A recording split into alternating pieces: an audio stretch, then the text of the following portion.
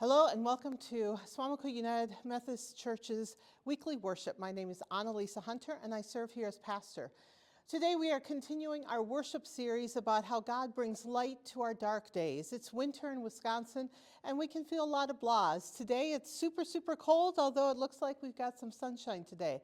But what do we do when we're feeling blah and blue? And how does God connect with us and give us special things that we can do to feel the joy that God created for our lives?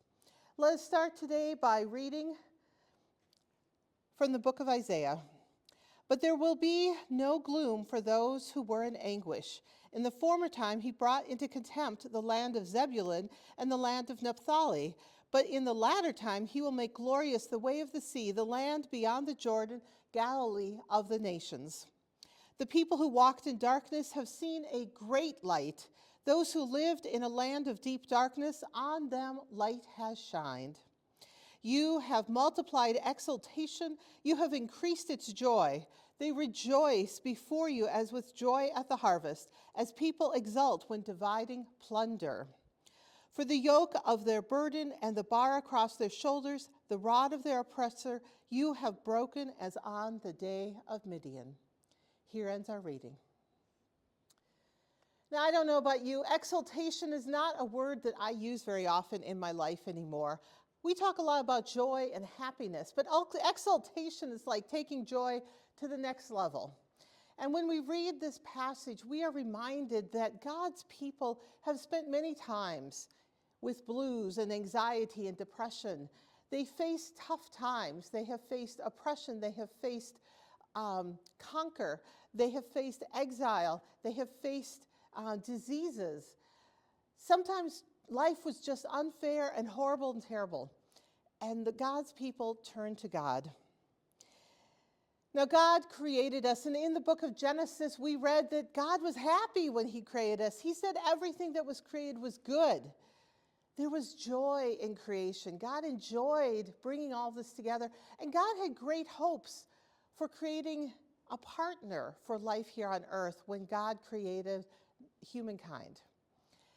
But we screwed things up along the way, and there came a time when we became broken, and sometimes we look at more of the bad things in life than the good creation that God has gifted us with. God gave us the gift of joy, a joy that leads to exultation, overflowing joy that just spreads all over the place that we can't contain within ourselves. We've seen people who are just quivering with joy. That's exultation. And our reading today suggests that we are to be multiplying exultation, that it's not just for us, it's to share with everyone. It's the huge joy we have at the end of the harvest season when we see that there is plenty.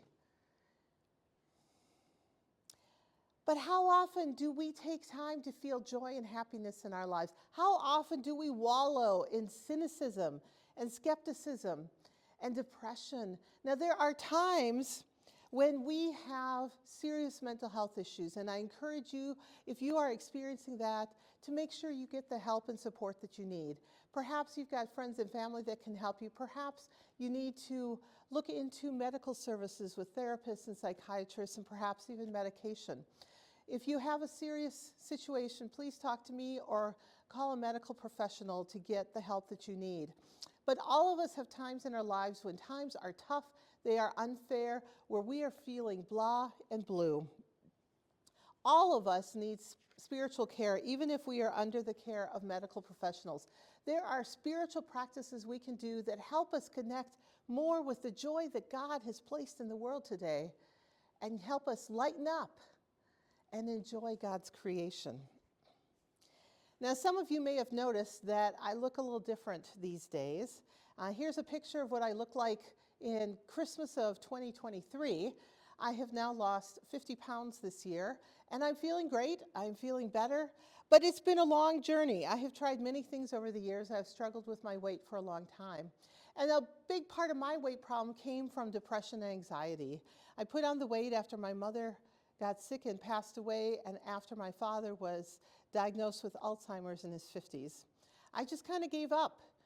But the other part of it is, as I've been losing weight now, while I'm using weight loss drugs to help me in this process, I've come to realize that I really loved food. I found a lot of joy in food. Now, God made food to be tasty. God made food for us to enjoy it. But I really went too far with that, and I was using food to deal with some of the blues and blahs in my life. I did not have a healthy relationship with food. So this has been part of my journey this year, is what is the appropriate amount of joy for me to be getting for food, and where are other healthy places that I can connect with the joy that God has placed in my heart. So one of the things that I have realized is that I've been thinking through my life of the times when I've been really happy and activities that I really enjoyed. And I remembered that when I was a kid, I used to have a tennis racket and a tennis ball. And I would go for hours and hit that ball against the side of our garage, or I'd go to the park where there was one of those walls at the tennis courts, and I could just hit the ball back and forth for hours. I did 1 year of tennis in high school. After that, I spent a year as an exchange student in Denmark, couldn't play tennis. And then when I came back from that, I had to go to work after school to earn some money to go to college. So I only got 1 year of high school tennis, but I really love tennis. I love racket sports. In college, my husband and I used to play racquetball together quite a bit.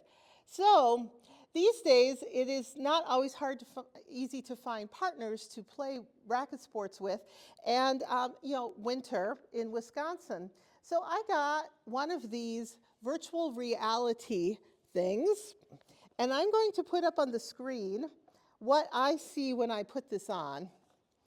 And I have a program called Supernatural, and it lets me do some exercise, and it looks like I'm on the moon looking at Earth, or I'm on the Great Wall of China, or I am in the French Alps, and I get to hit things that are coming at me. Now, I really enjoy doing this. I have a lot of fun. But what we've also discovered is that my family thinks this is hilarious too, because while I am doing this, I look absolutely ridiculous. And my family thinks this is the funniest thing. So I'll be going through and I'm hitting things, and I think I am doing great things, and I am missing the things coming at my head, and I am having a good time, and I look ridiculous. Now, this is one of the places, one of my happy places, some place where I feel really good about myself. I'm getting some good exercise, I'm having fun. It looks beautiful. It's got great music going, with the bonus of giving my family a comedy routine while they watch me. This is one of the things that I've realized brings me joy. I feel good moving my body like this. I love the music. I love the scenery. Another thing that brings me a lot of joy is playing the ukulele and the guitar, and I've started offering some lessons here at church. And it seems that I am bringing joy to other people. I am multiplying the exaltation through sharing the joy of ukulele playing with some people here at church. Now,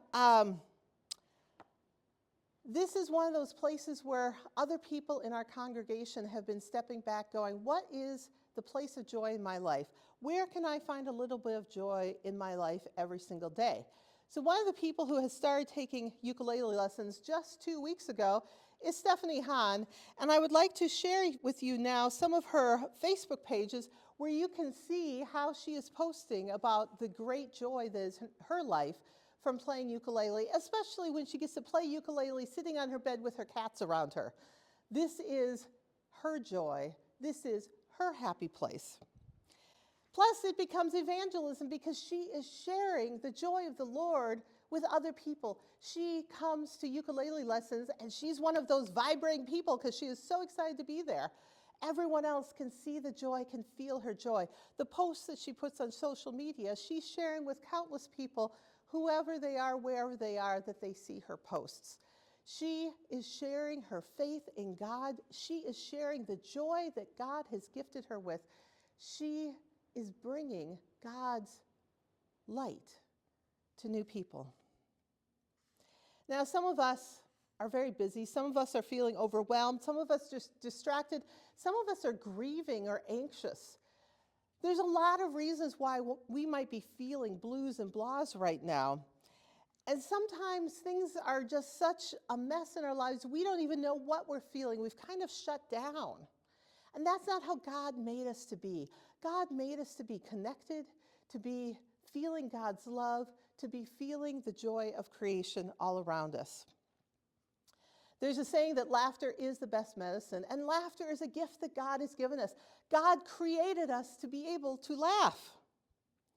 Laughter brings us together. Laughter feels good, and laughter helps us break through emotional barriers at times. There are medical doctors that have come to see that in hospitals, if people are laughing, they heal faster. They get better faster. It is literally the best medicine. The summer before my daughter started college, my son was starting 10th grade, we decided to go out and visit my sister in Colorado and take a 2-week vacation and drive through a whole bunch of the Rocky Mountains and have one last really big family vacation together. Because we knew once my daughter started college, she was often going to be doing other things over the summer, and we weren't going to have a lot of summers together anymore.